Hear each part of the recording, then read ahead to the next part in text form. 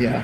Folks, welcome to Werewolf Radar, the world's premier paranormal preparedness podcast. My name is Jordan Dahl. I am Nate Balding. And I am Roger Norquist. Today's episode of Werewolf Radar is brought to you by Monstroco Underguard. Worried about monsters under your bed? With the Monstroco Underguard program, we will send a skilled, slender, and perfectly silent technician over to your place every night to wait under your bed, just in case something shows up. Something else, we mean. You think there's something under your bed? There is. It's us. Underguard from Monstroco. What the fuck? All right. First of all, that is not what I expected Underguard to be. Yeah. I do appreciate the idea of a Slytherman. Mm-hmm. I like it. I got my sample. Yeah. This week. Half the time, you don't even realize that the Slytherman has entered the premises. Yes. However, mine likes Polish food, and it gives him indigestion. And so the shift, he's grumbling and farting. He's grumbling away. Oh, yeah. No. Yeah. See, I have it. But I feel safe. He is there. I'm just awake. My member of the Underguard is really good, to the point where it almost feels like I've hired my own monster under the bed. Like I'm paying for the monster now. It's not undisconcerting. Never heard him breathe. Never heard him speak. But when you look under there he is. Those eyes shining back at you. How's yours, Nate? Hopefully not terrific. Well, I actually stopped using the bottom part of the bed. There are no legs anymore. So that is a genius solution to the problem of underbed predators. But every once in a while, they'll kind of hit the bottom of the mattress and just tear through it like mama. Mm-hmm. You can still get Freddy Kruegered, and then all 64 pints of blood that you have inside of you just gush out onto the ceiling. Fly out. A whole depth's worth of blood. This is Werewolf Radar. You're listening to us. We believe the moon landing happened, just not in the way that they told us. Mm-hmm. What do we have for him this week, fellas? I have an icy creature I'd like to speak to you about. Then you should start, and then me and Nate will take the skull after doing some Rochambeau as you go on with your topic. Okay, this is I think we might have spoken about this guy before. We kind of get into this this area every year where winter rolls around and we get frost on the brain, and we start thinking about your Wendigos and your Inuit mythology. Boy, I almost spoke about a creature from Inuit mythology today that is basically an orca that is kind of a wolf at the same time. It's fucking awesome. Fuck yeah. Sounds pretty rad. Yeah, it's Inuit mythology is truly pretty terrifying. There's a lot in there. Did you ever play that game made with Inuit storytellers to make sure that it was like generally classic?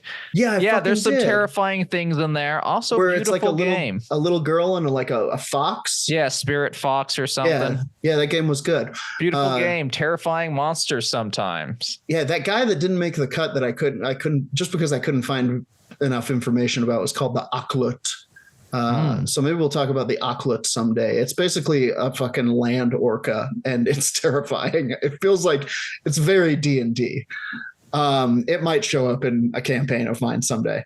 But what I landed on was a little fella called the Barbegazi. Nate Barbegazi, you might have seen his Comedy Central presents. He really crushed that Netflix special.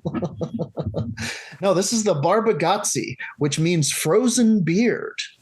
Wait, is this the skiing gnome? This is the skiing gnome. What? Yeah. Okay. So this is from Anaxopedia. I also have for some information from cryptid.wiki. They do great work over there. Barbegazi are mythical creatures from Swiss and French mythology. A Barbegazi resembles a small, white or gray furred man with a long beard and enormous feet. Their skin usually has a blue coloring to it. So we're really in the snow dwarves kind of area here. They travel in the mountain. There he is. Look at him. Look at him go. Look at him go. If you're hanging in the Zoom room, you can see the picture of the Barbegazi. He's got a frozen beard. His eyebrows are covered in frost. He's wearing white fur, and he has enormous snowshoe-like feet that he uses to fucking carve, baby. Check out our YouTube for the picture as well. My dude is thrashing that pow pow on the reg. I tell you, he's the first one up there every morning. Have we spoken about this guy before? I can't remember this. I need a refresher if so. I've thought about it several times. This feels like a Nate Balding pick. As I was reading it, I was like, boy, there's a good chance that Nate has shown us this guy because this dude rocks. He skis on his massive feet, or he uses them as snowshoes. In the summer, they estivate in caves. I don't know what estivate means, but it sounds dirty.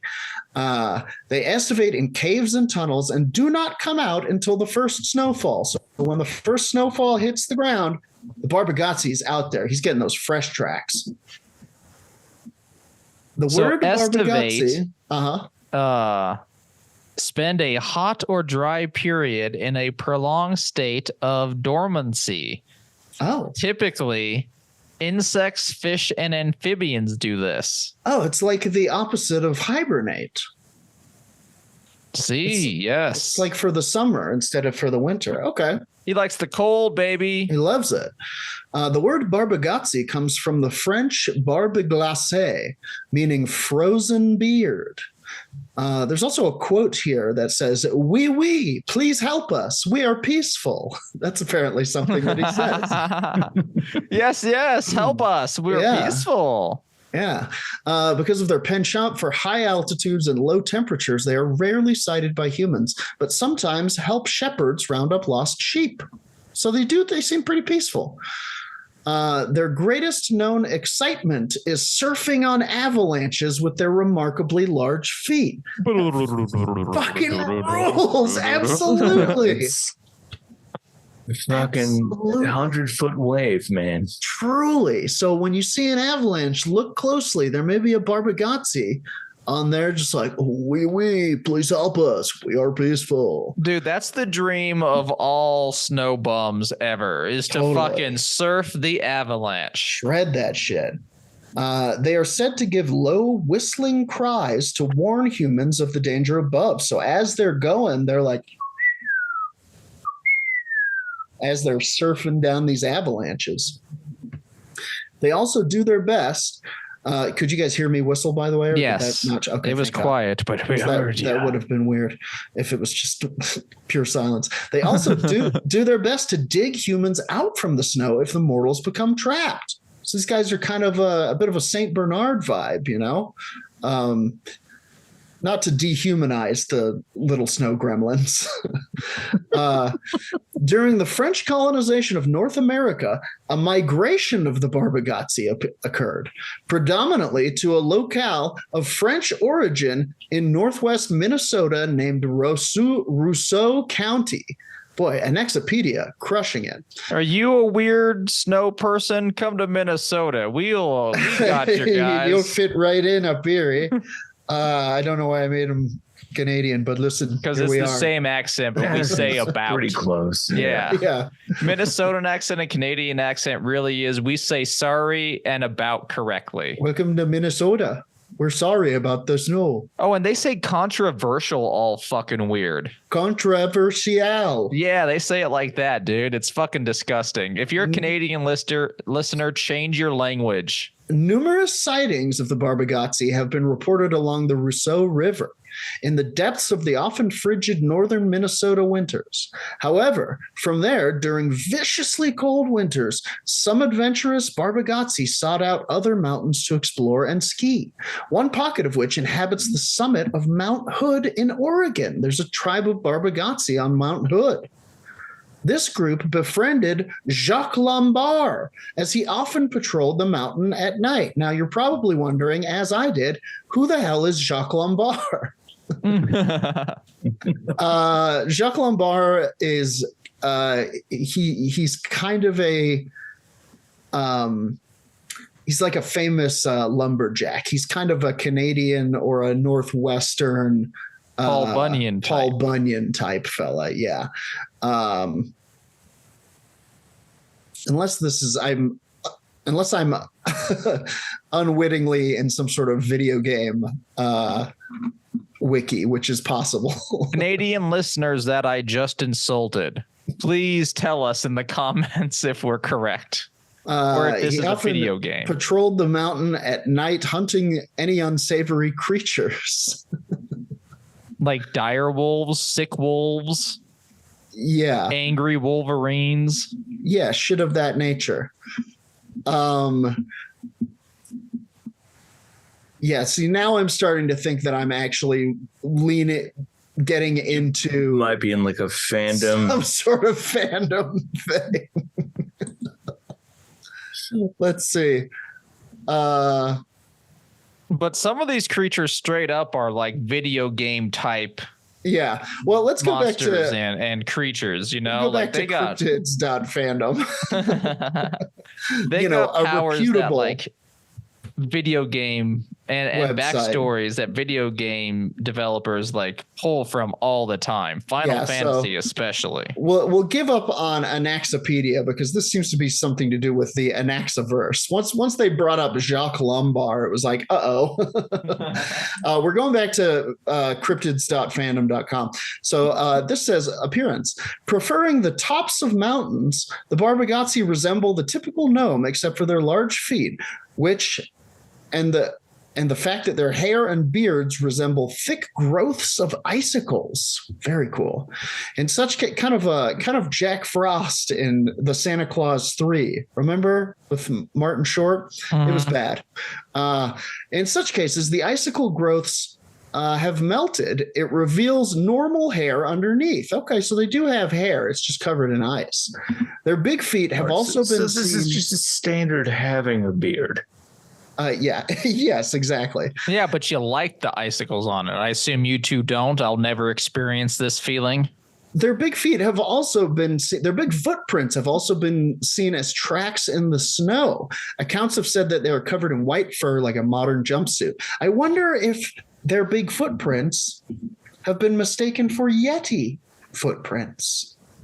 Well, there's been sightings in the French tall lands. That's what I call them. This says that there are no sightings that have ever been recorded when the temperature was above zero, nor have any sightings taken place below tree line.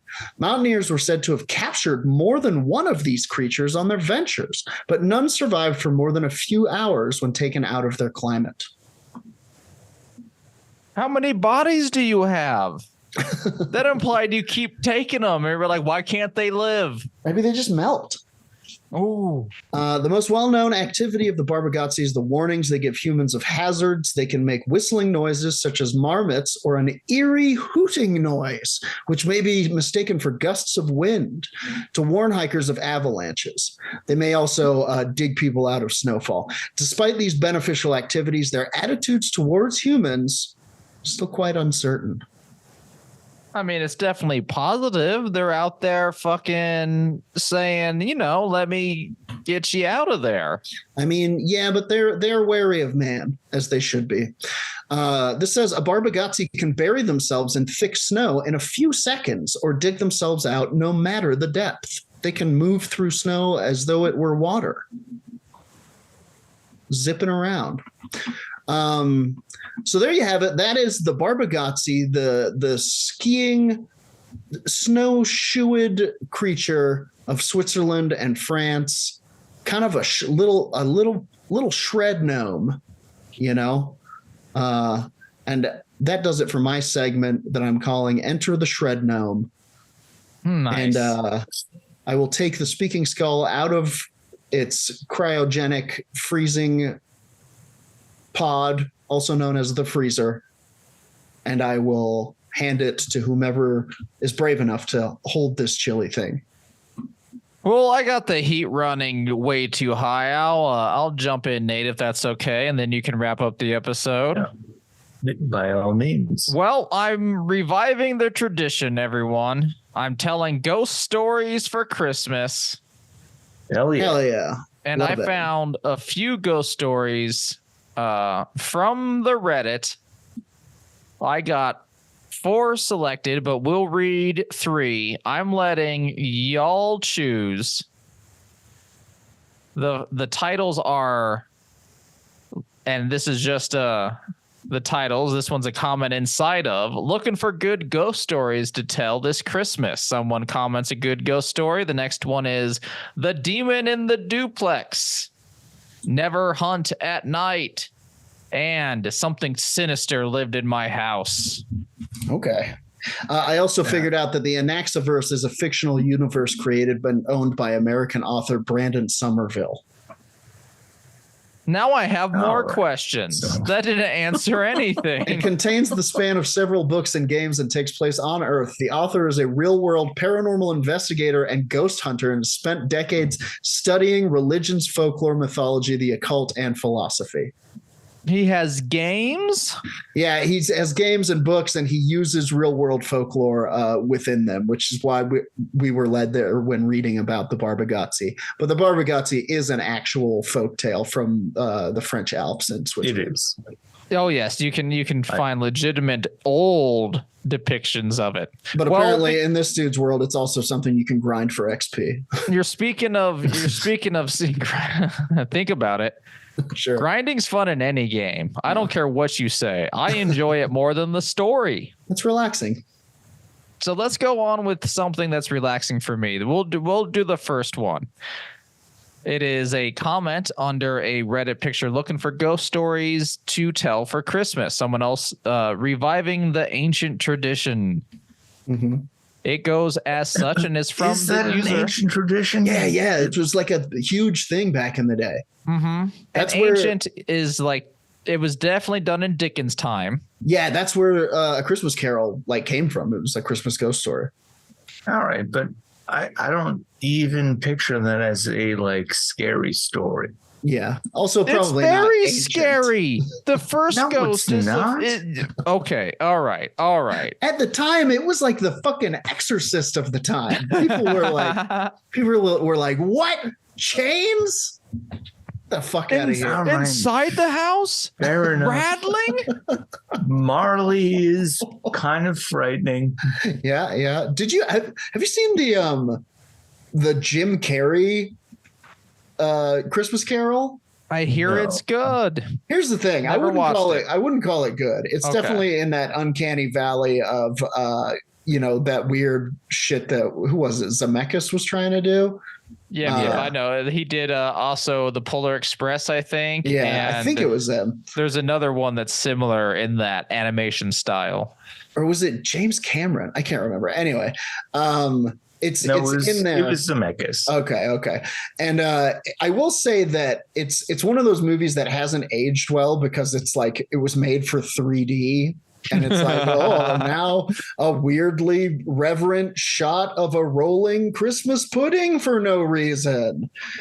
But more than that, it's fucking terrifying. Like the monsters and shit in it. If you took your kid to see it, they would be fucking scarred. I'm looking for a gritty Christmas Carol. All right. Yeah, I'm looking to scare the shit out of my children. These kids need to learn a thing or two. Like any of the things that Bill Murray did in Scrooge. Oh, Scrooge was so good. Scrooge is also not for children. So this first story for our Christmas fun is from OK_dimension_4707. One of my faves. Good man on Reddit. I'm going to give him a Reddit point. Is that how it works, Jordan? 1 Reddit point awarded. So I would have been about 6, and my family moved to a new house. We had fully moved in, but we're in that place where we still had some boxes around. It was Christmas morning, and we were opening presents. We were in the living room, which was an open space and was adjacent to the dining room with no walls separating them. Sure, standard living room stuff. We start hearing this knocking. It goes, knock, knock, knock. Ah! Easy, Jordan. I'm just telling a story. Then it would go quiet. Then happen again. Knock, knock, knock. Ah. Jordan. I'm glad you're into the story. I'm going to need my medication. It sounded like it was coming from the ceiling in the dining room. We just kept going on with our presents because it probably is the house settling or something, like a sound that you're not used to. You'll be able to sleep through it from, 2 weeks on. That's what they always say, isn't it? Sure. Oh, that's just the house screaming. Why is the blood rolling down the floor? The inspector's all like, that's just the house settling. That's just the house settling. The house, these old houses bleed all the time. Especially after 50 years, that's the prime bleeding time. It settles it down when you reach year 60. So this knocking they're hearing, though, doesn't stop. It keeps going 3 times. Knock, knock, knock. And goes over and over, but in the same spot in the dining room ceiling. Like they're following it. It's this specific spot.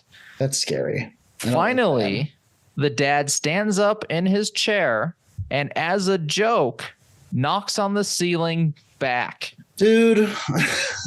Yeah. What are you doing? Immediately. Never engage.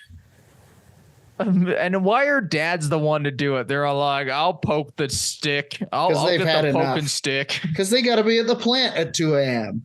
Fair. Why did all of our dads work at the same plant at 2 a.m.? What were they making at the plant? Why at 2 a.m.? What a weird... Anyway. Immediately, the knocking starts directly over his head. Yeah, you've been chosen. And a deliberate...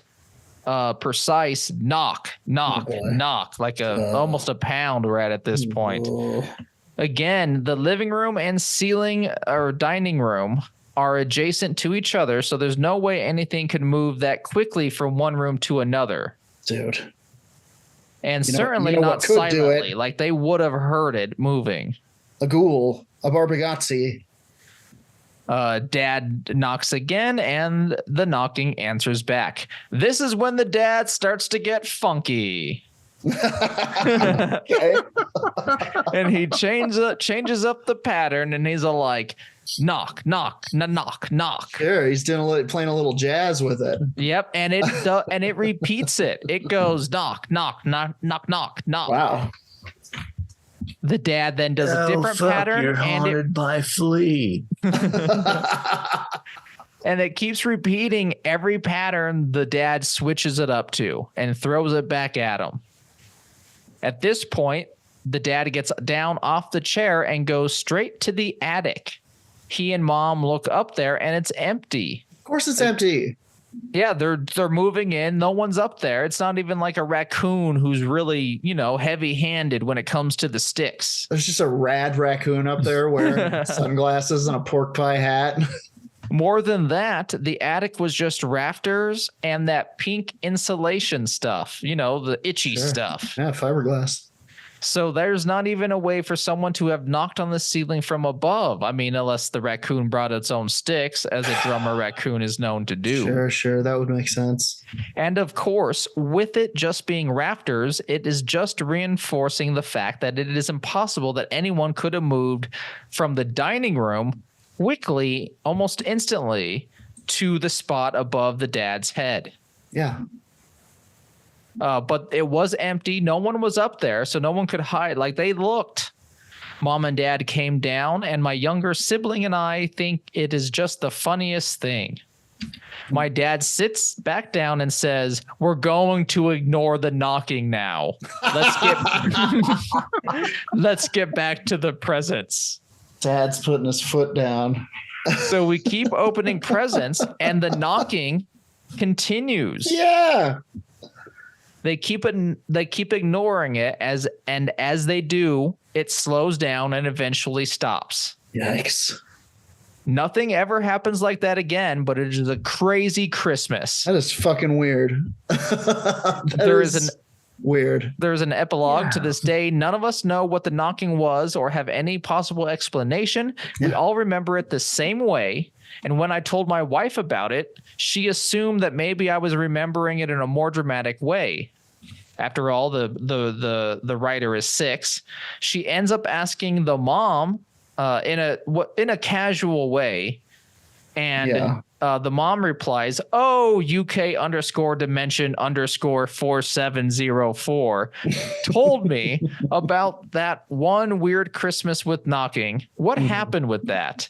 And the mom proceeds to tell the exact same story, how they all experienced it beat for beat. Holy shit. Wow. That's weird. That's weird. A weird one. That's a weirdie.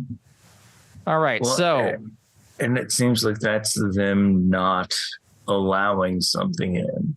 Yeah. Even though the father clearly almost did. He started playing the game and then he was like, I've made a mistake. I have opened the door to Gehenna and I've made a mistake. So Nate, your audio present first. I want to fist fight a demon. Your audio present first. 1, 2, or 3. Pick the number.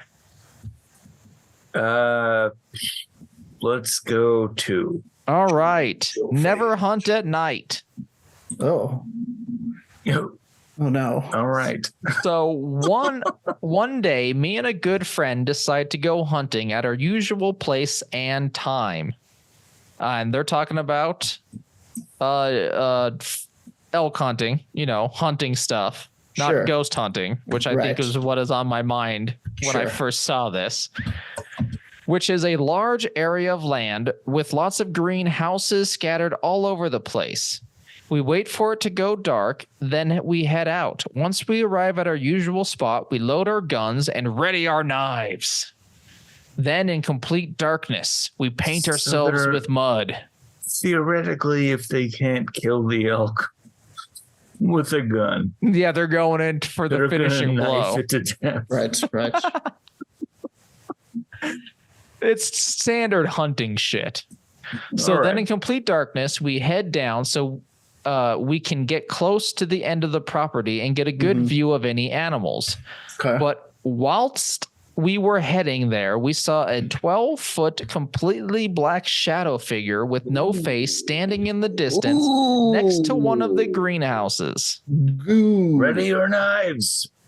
I decided not to say anything because I didn't want to scare my friend and get shot in the face again. They didn't say that, but I thought it was funny. I'd never forget what Cheney did. Yeah, you spooked that old fella. You're getting peppered. You're getting the old rock salt. We get to where we're heading and to where we stand there for a good minute, looking around to see if we can see any animals, but we saw nothing.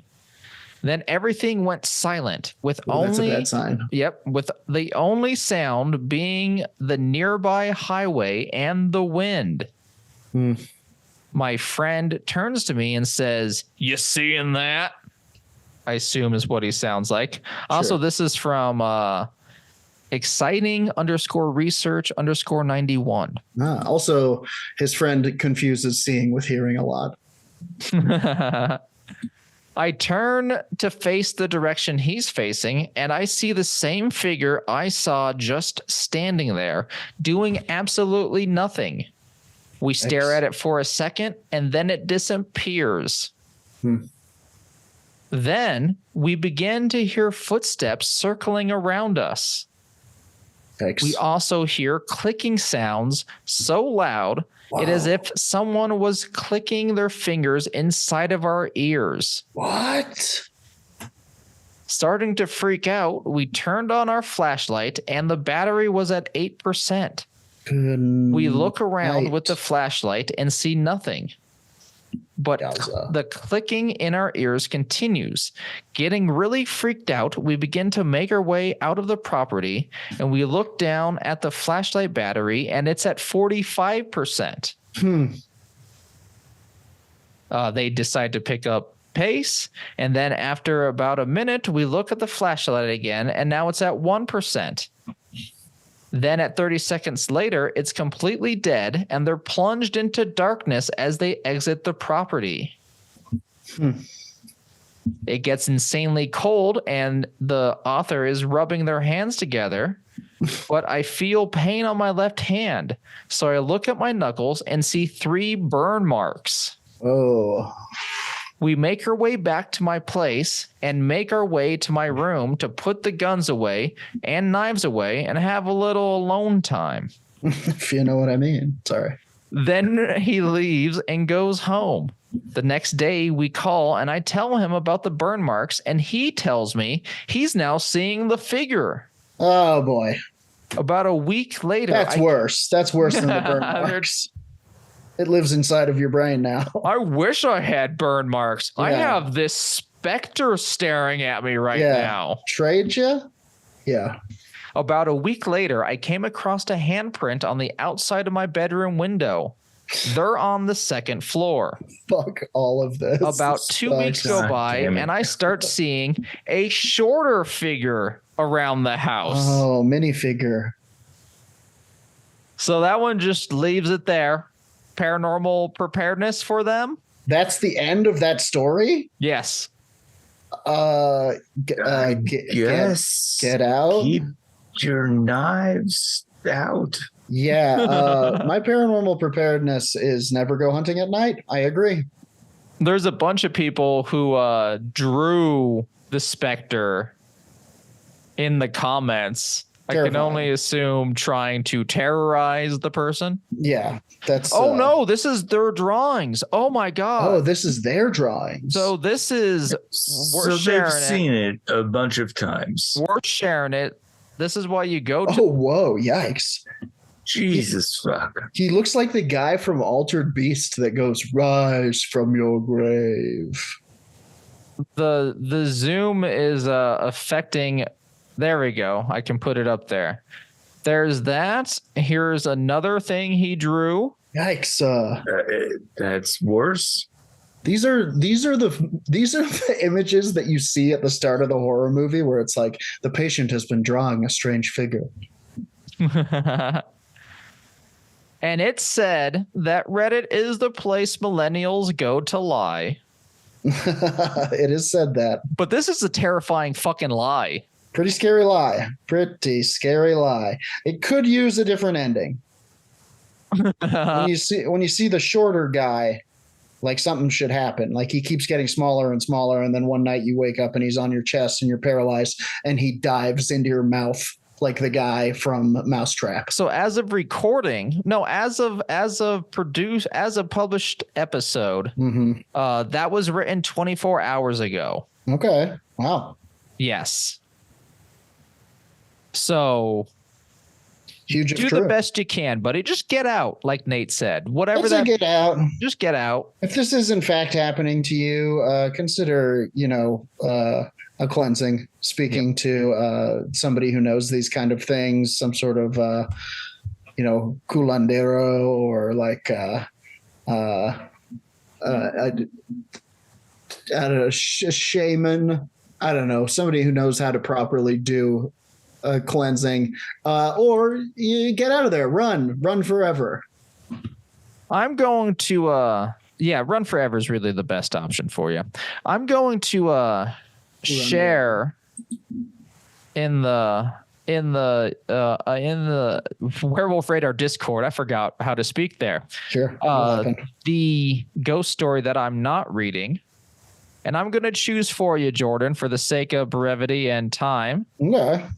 We have for you present number 2, The Demon in the Duplex. Yikes. This is from Mathematician Do 9133. I wanted the duplex. I'm not going to lie. Nice. Hi, everyone. I posted not long ago about the demonic doll and my phobia of them. Hi, everyone. Okay. So this is a continuation about a doll that they found, his fear of them, and this duplex, which he is now entangled in. Sure. I always thought it was a dream, honestly, nearly for a decade. I figured it was a dream, at least. One year, for a family dinner, my family was talking about my old haunted house we grew up in, for spooky stories in general. I told this story. The partway through, my cousin told me he remembered that night. That's quite the sentence. I told this story as my cousin told me, as he remembered it that night. He remembered me crying at the top of the stairs. He thought I had a nightmare and was just afraid of the dark making my way downstairs. I'm about 6 or 7 in this story, so most of the living there was a blur. I can't remember a lot of memories from that time either. Nor I. Good. Then it's just a common thing. We're with you, buddy. Anyway, this wasn't a dream. He saw me, but not what I saw. To try and help with the visual, my bedroom is a large open space. I didn't have a door. My little sister and I shared this open space as a room. My older sister had a bedroom about 15 feet away from where my bed was, straight across. The stairs were in the middle of us, going straight down to the right. And this night, as most nights, I woke up from a nightmare. My cousins were sleeping over, hence why one of my cousins was able to corroborate what happened. Now with this quick visual, I'll get to the meat and potatoes. Give us the potato. It's actually kind of what I want for dinner tonight. Maybe like some chicken or fish with potatoes. Heck yeah. It actually sounds pretty good. All right. Well, let's all think about that. Okay. So I woke up from a nightmare in the dark. The moonlight was essentially the only lighting. Maybe a nightlight as well, but I can't remember. Just enough so I could see. I battled the idea of going to sleep in my parents' bed, which I constantly did. Mm-hmm. I hated having to walk/sprinting to their room. The house was extremely haunted. Okay. I could go on for a while about that duplex anyhow. Oh. They had to run away because of the ghost.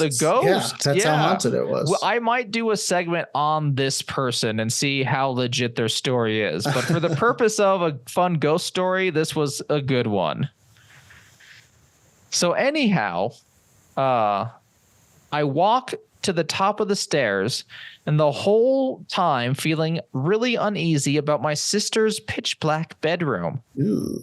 I stood at the first open step or second step of the stairs, all the hair raised on my body.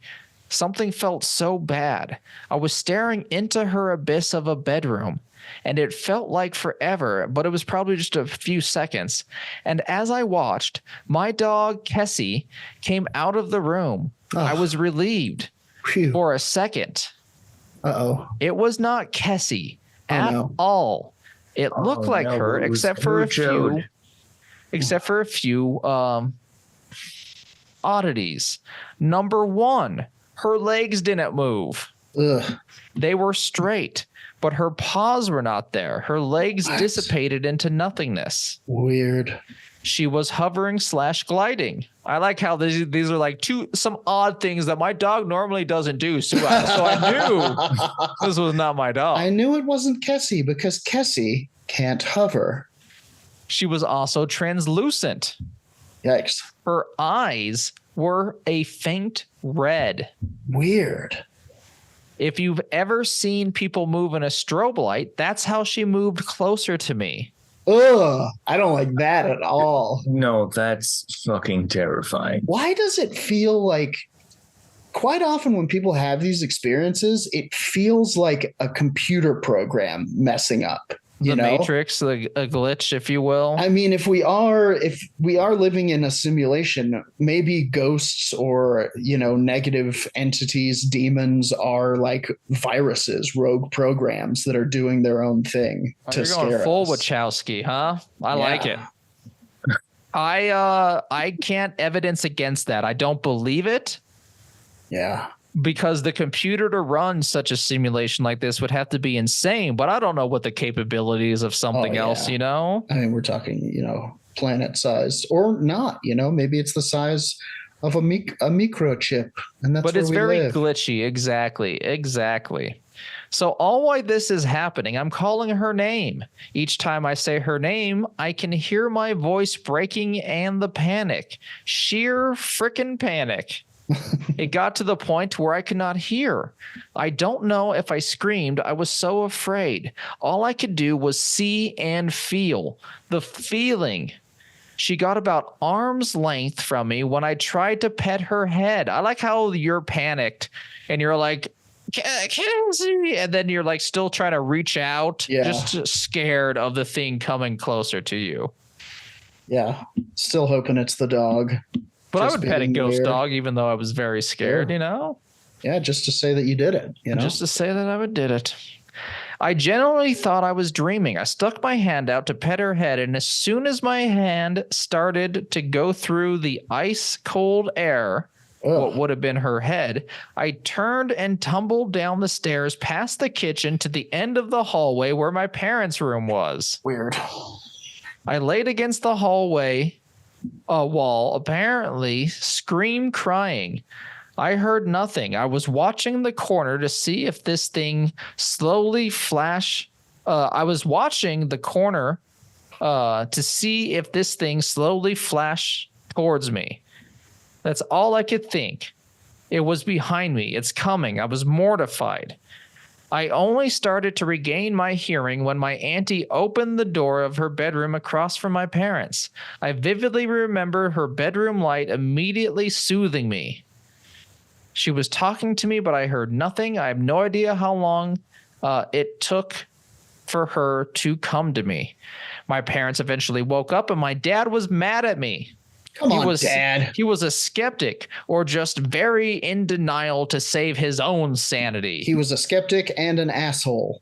He was fed up with me running into their room every night. Come on, me and your mother are trying to hold hands in here. Except this night. I don't recall this, but apparently the kitchen tap turned on by itself, full blast, multiple times. Take that, skeptical father. Yeah, so the dad was all like, no, I get it. I get it. I'm upset. But no, tonight you're in here, buddy. Maybe he was secretly upset at the ghost. Maybe he had had enough. I couldn't imagine trying to raise a child and then deal with a poltergeist. In a ghost house? In a ghost house. Yeah. Exactly. Well, that's going to do it for my segment. A return to tradition. Sure. Finally. Never should have ordered a plumber from Satan. And I'm going to dress the skull in its traditional holiday attire, a top hat made of Christmas lights. And sinew. And give it to you, Nate. Well, that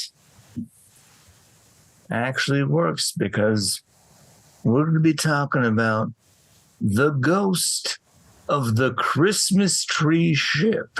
Okay. The what?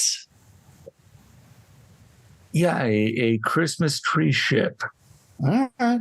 A ship delivering Christmas trees. Oh, okay.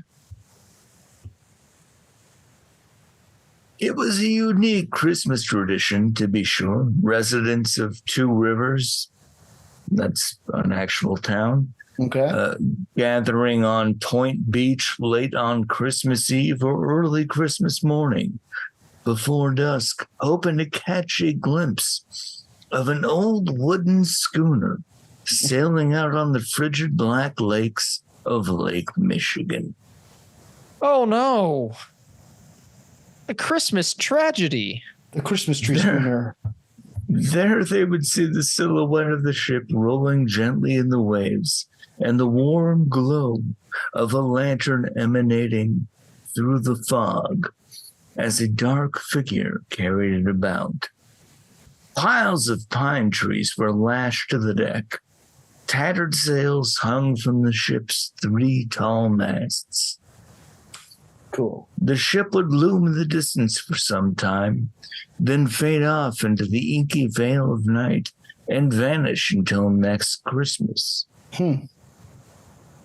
The ship was the Rouse Simmons, and her remains were lying on the lake bottom under 165 feet of water. Woo! She succumbed to a legendary winter squall many years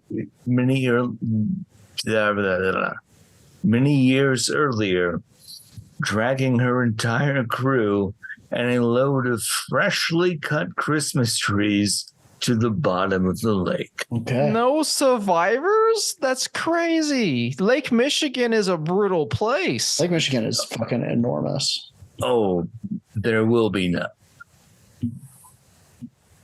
Christmas, for all its magic and cheer, has long been considered a dark and foreboding time of year, perfectly suited for telling ghost stories, which we know from Roger's segment. Yes. Yeah, we used to do it all the time as a family. The old ways. The old ways were the best ways. I'm now a traditionalist.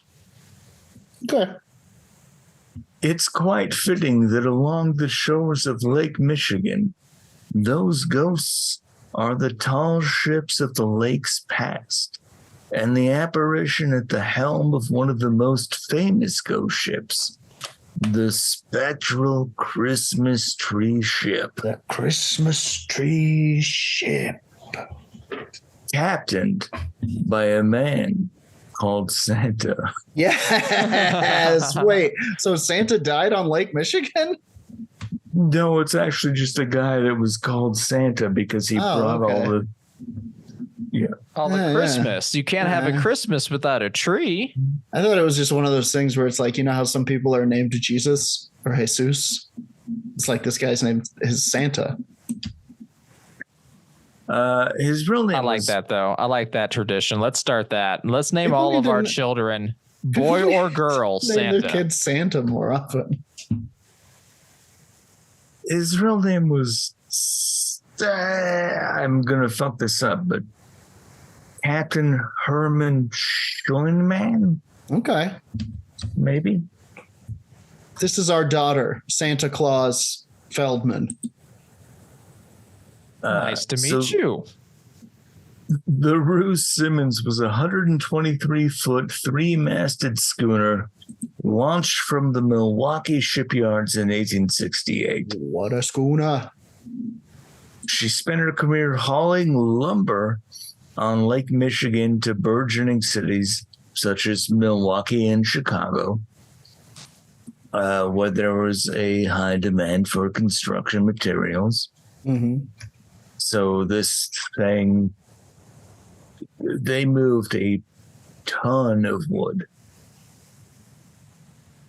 Every November, however, she would make her final run for the season, headed south to the waterfront markets of Chicago, with her deck and holds loaded with northern Michigan evergreens for the holiday season. Yeah, you're not a real Christian until you have this tree. All right, this is the tree to Michigan buy.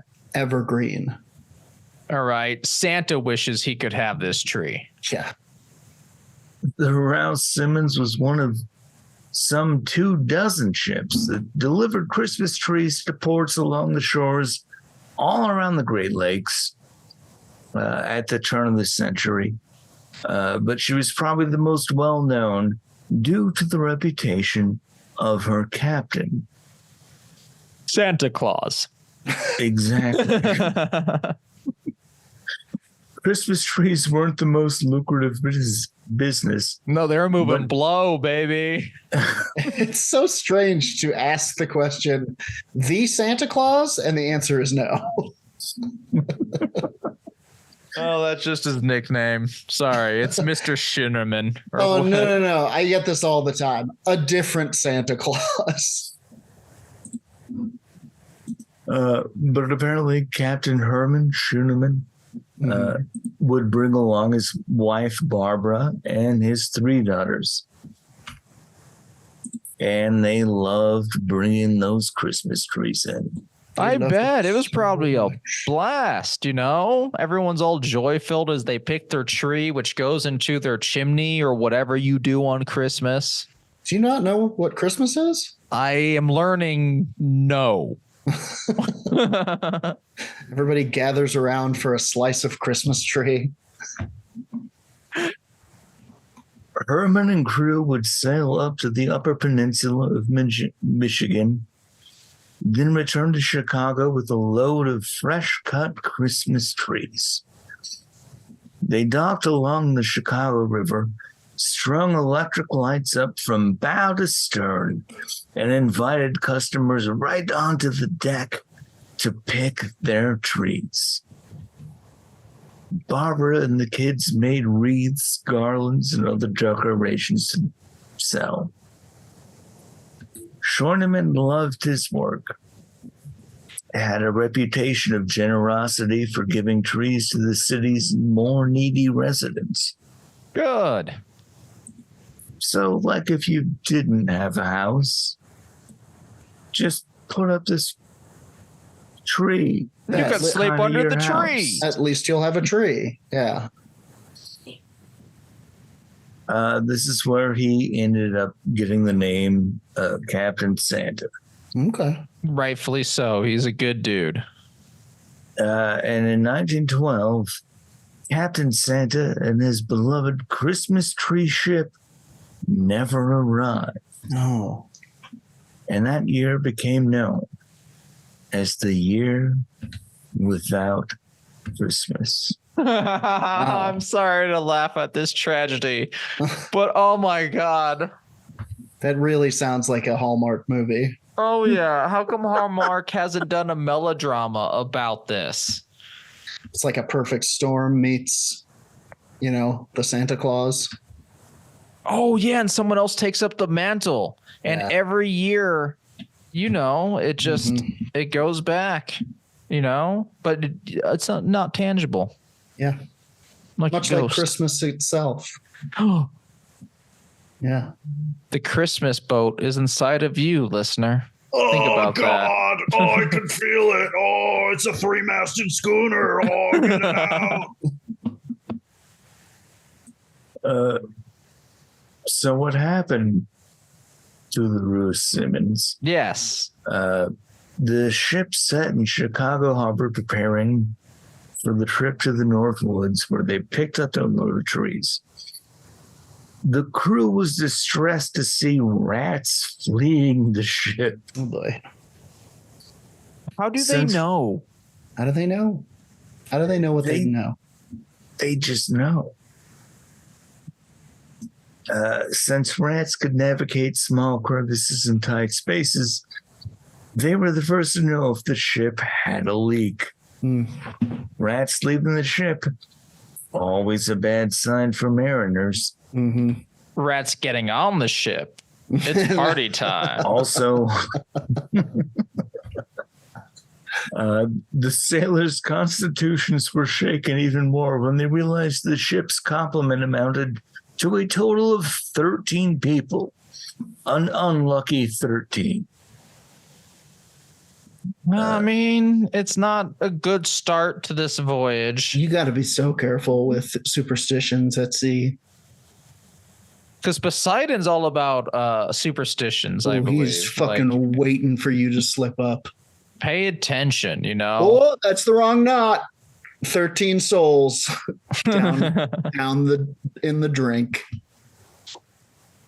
Captain Charles Nelson, co-owner and co-captain of the Rouse Simmons, almost didn't board the ship. He had doubts about the old vessel's seaworthiness.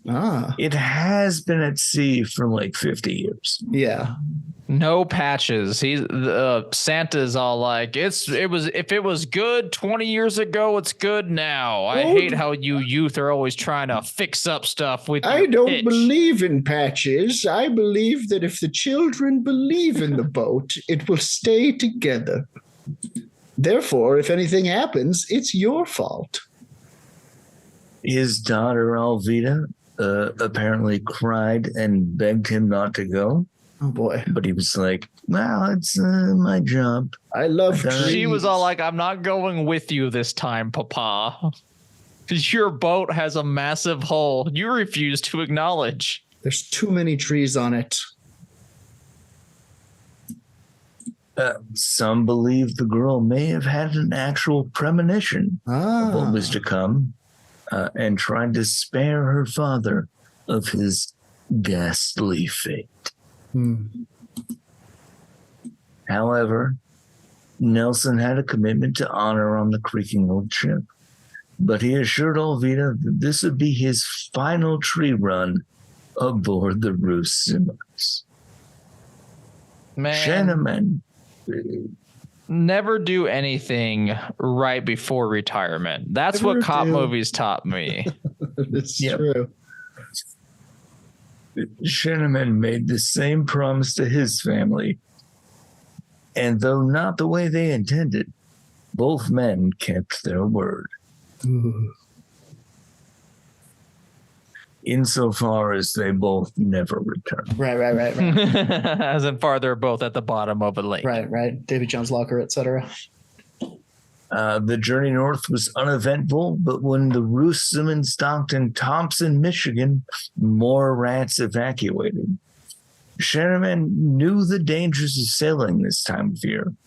He'd been making this run for nearly 3 decades, not to mention that his own brother August had lost his life making a Christmas run back in 1898. Come on. This is a crazy fucking run. This is like man shit. I mean, not like that, but you know what I mean. Like that is like, like mounting Everest type shit. This is a true fucking Widowmaker. We got to get those Christmas trees. Like ice was until recently. Yeah. Just bringing it down from the Arctic. Do we need Christmas trees this badly? Yes. Stake my life on it. I'm Captain Santa Claus. He's just screaming at the top of the middle mast. If they don't have my trees, where shall I put my presents? Merry Christmas to all, and to all a good night. Lightning crashes. He's shirtless and drunk. Absolutely. Wasted, rain pelting against him. Most captains refused to sail at all during this time. Yeah. But for many Chicago families, the Yuletide season didn't officially begin until the Rouse Simmons arrived with her load of trees. Yeah, that's all they had to eat all year was Christmas tree. And Shenneman always saw to it that Christmas came to those in need. Man. It's dedication. That is some fucking, Jiro dreams of Christmas. And this is before, I guess, the and I hate to say it because it's plastic, but it saved a lot of people apparently from death. Yeah. The plastic tree, At least the fake tree. Yeah, at least nobody's, has to go to the fucking icy north and wrestle it from the bosom of Mother Nature herself. Before they departed the Michigan port, the air was still and the waters calm. Dark clouds gathered in the distance, and the tension of an imminent storm was in the air. Quick, we gotta get those trees. Load that tinsel. The storm's coming. Sir, we have too much load. I can't. You shut your mouth, you worthless elf. Well, welcome to the next sentence. When loading was complete, the schooner seemed dangerously overloaded. Yeah. For whatever was coming on the horizon. It's going to be the best Christmas we've ever had. Witnesses said the ship had looked like a floating forest. 3,000. Is this right? 3 to 5,000 trees Good Lord. were piled 8 feet high on the deck and filled the hold beneath. Wow. A pine-scented threat to the ship's stability. We see this all the time throughout history too. So all of it, you grow an awesome beard, it turns white, you start thinking you're Santa, you get yourself a barge, and you start thinking you're unstoppable. And then Poseidon goes, "That's too many trees, buddy, to the bottom of the ocean with you." Ah, my hubris, my Christmas hubris. And a bunch of deckhands were like, "No. Hey, could we not maybe?" They just we can't. What we cannot is never give up. They left the ship and took trains back home. Okay, good job. He's just by himself. It's just tied to the mast. What Sherman did was he offered a bunch of lumbermen a ride back to Chicago. Because it was kind of like the end of the cutting season. He's got the room now, yeah. Listen, most of my crew abandoned because of the cavalcade of bad portents. So we don't know the exact number of people that were on board when this thing went under. But what we do know is that he tricked some landlubbers into going to their death. Yeah. Yes. Room for one more. Something between 16 and 23. Sheesh. Our Pingo hats go off to you, unknown loggers. Unknown Christmas tree peddlers. On November 22nd, 1912, when the Rouse Simmons set sail from Michigan, it was a Friday, which it was considered an extremely unlucky day. Mm-hmm. Because of anti-Semitism. Probably, as most things possibly were back then.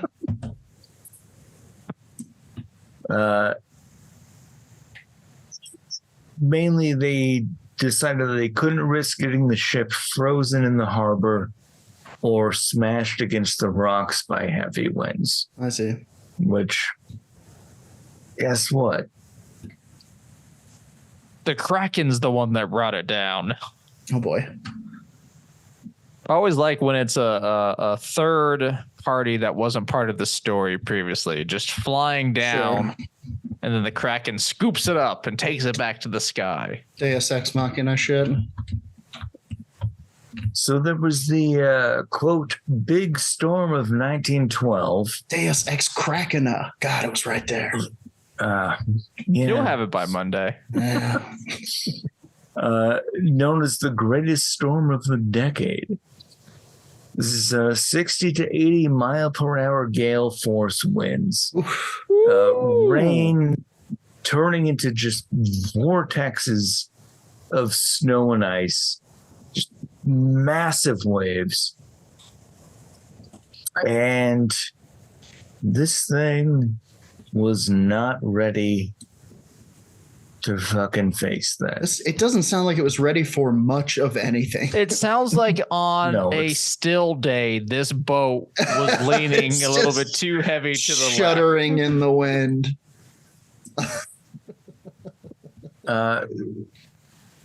So Christmas trees soon began washing ashore along the Wisconsin coastline in Sheboygan and other smaller areas. Yeah, so Christmas still arrives. It just there's a lot of blood on these trees. Yeah, it just comes on the wings of death. The trees were still green at first, and townspeople put them up in their homes. Captain Santa was still doing his job, they said. But when the trees started coming to shore brown, they used the wood to make Christmas ornaments. Okay. You can't stop Christmas here, baby. Christmas comes for each of us eventually. A message washed up in Sheboygan that had been written by Captain Nelson, stuffed inside a bottle, corked with a piece of pine. Quote, Friday, everyone goodbye. I guess we are all through. Oh. The note said the ship was leaking bad and a lifeboat had been washed overboard. Two members of the crew had also been carried overboard by the waves. Oh, buddy. God help us, Nelson wrote. Indeed. Crazy, and just throws it overboard and goes like, well, back to my cabin to die. Yikes. In 1924, a fishing boat pulled up Captain Schoenman's waterproof oilskin wallet, and it found that the boat was named the Reindeer. So Captain Santa did it. Had a reindeer that he could, I guess, get away on. It definitely sounds like he was deep into Santa syndrome is what we're going to call it here. He thought he was Santa. He was full in. When the rats left the boat and he saw it twice, he was all like, 50 more trees. Without these rats, we'll have room for more trees. Oh. Please, Santa, can we stop with this madness? Or maybe it was like a RoboCop situation where they called him by his real name and he's like, I won't respond unless you call me Santa. And like you said, Nate, this wasn't like a money-making venture, truly. Like this was, or did you say the opposite? I thought you said that it wasn't like... It was a completely like empathic thing where he just wanted everyone to have trees. Yeah, because as we discussed, he could have been moving blow, something valuable that the people of Michigan need. I got some Christmas blow here for you. You ready for a white Christmas? I bet you are.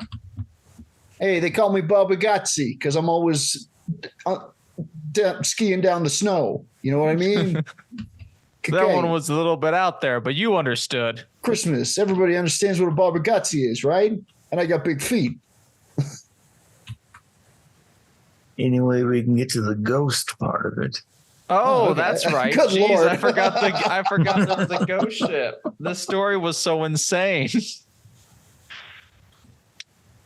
13 days after the Christmas tree ship sank, and it is known as the Christmas tree ship, which is fantastic. Pretty cool. Another Great Lakes mariner reported hearing the ghostly tolling of her bell. Sailors have told stories of encounters with the phantom ship on the water, where she appears seemingly out of nowhere and then vanishes just as quickly. Shanneman's wife, Barbara, and their three daughters, Elsie, Hazel, and Pearl, carried on the family Christmas tree business after Herman's death. They still delivered trees by boat at first, then by rail, until about 1934. Nice. And then they started using teleportation. Barbara died in 1933 and was buried in Acacia Park Cemetery in Illinois. Her gravestone also bears her husband's name, though his final resting place is with the Rouse Simmons at the bottom of Lake Michigan. Visitors at the gravesite have reported the scent of pine in the air. It's a pine-scented ghost ship. That's kind of nice. Usually it smells like, corpses. I mean, it's better than corpse. Yeah, it's better than the alternative. I don't know. I think a dog would disagree. for the last time, Christmas isn't for dogs. Or maybe it is. Someone tell us in the comments. Yeah, that's the Christmas tree ship. It's crazy that people saw the ship, and ghost ships fascinate me so much. We discussed a lot about it. Like, I believe these sailors who are used to seeing waves in the distance can identify a ship versus a wave. But it is very strange, and it does like call into question the idea of like, to these things, when people name a boat, they believe that it has a certain type of life to it. And it's like, do these things by merit of our belief in them, do they take on some sort of life that persists, some sort of consciousness after all is said and done? Very strange. Love a ghost ship. We love a ghost ship, folks. And you know what else we love is you for listening. Thank you so much for listening to another episode of Werewolf Radar. Y'all are the best. We hope you're having a safe and joyous holiday season, whether you celebrate Christmas, Hanukkah, Xmas Eve, where Axl Rose comes and jams a guitar down your chimney, Kwanzaa 2, Electric Boo, Gulu. Electric Boo. Kwanzaa 2 is scary. It's all about, or if grandfather kind of like Halloween happens to have the keys to your house. Yes, we hope that you're having a good time of year. And Happy New Year. What the hell? Let's get that out there too. For those of you who believe in the new year. Do you believe in the new year? Let us know in the comments. I just keep going. When December's over, I start making months up. You don't want the year to be over. You had an average year this year. My calendar has 598 days, and additional months, which I'll name when I'm feeling more on my game. Fear none. Mortober, January. La la la la. La la la la la. That's one of them. June 2. Anyway, thank you once again for listening to the pod. Thank you for your support. If you like what we did, you can go check us out on patreon.com. We got some new merch going up. If you become a Dark Council member by giving us a small financial donation, every week you will get a new episode. We got some new art coming your way. And if you can't help us out in that fashion, feel free to give us 5 stars. Wherever stars are given, you can rate us, and that helps people find the pod. And if you can't do that, just tell your friends about us. Tell them to listen. Tell them to check us out on twitch.tv/werewolf_radar, where we play D&D, and sometimes D&D. That's Dungeons and Dragons and Dragons. More dragons. Sometimes we have 6 dragons in there. Insane amount of dragons, more dragons than you could possibly imagine. What else? Where else can they find us? You can find us just by Googling Werewolf Radar. We have a website. It links to a merch store to where if you can't do a financial donation each month, you can still get Werewolf Radar merch. Yeah. I'm updating towards all the merch from Patreon, but you don't have to do the recurring fee. I defy you to not find us on the internet. It's impossible. We're there. We're there. We are the very heart of the internet, I dare say. We are. We're the stuff making it go. And if you lose us, you're going to lose so much. There's so much stuff on the internet you're using. Okay, Tim? Don't lose that. If we go down, so too does the internet. Remember that if you're planning to raise a hand against us. We know you're out there. The anti-werewolf radar lobby. Until next time, thank you so much for listening. Go on, Raj. We're also going to be not skipping a week because it falls on Christmas. This is true. We will be skipping a week, but you can still find us. Go to the Discord. We'll share Yuletide tales of terror and torment. I've already shared one. Go there. Absolutely. Werewolf Radar. It's a Discord you can find in our Twitter, I believe Instagram, our YouTube. Join the Discord. It's where the Pingo Nation plans our attack on Universe A. Yes, we will retake Universe A because, boy, getting sick of this Universe B bullshit. Until next time, once again, thank you so much for listening. On the count of 3, our sign-off line, as always, 1, 2, 3, punch the sky, Spaceman Joe.